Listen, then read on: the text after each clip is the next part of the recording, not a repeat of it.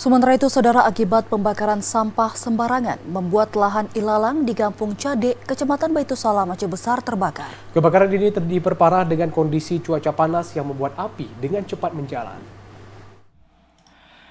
Lahan ilalang di Kampung Cade, Kecamatan Baitussalam, Aceh Besar pada Minggu pagi sekitar pukul 8:30 waktu Indonesia Barat terbakar. Kepanikan pun sempat terjadi karena lokasi lahan ilalang yang terbakar itu sangat berdekatan dengan pemukiman warga.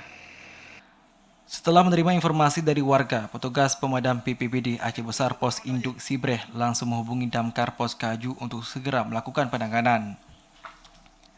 Dalam upaya pemadaman, petugas pemadam kebakaran Pos Kaju mengerahkan 1 unit armada pemadam kebakaran serta 4 personil pemadam kebakaran.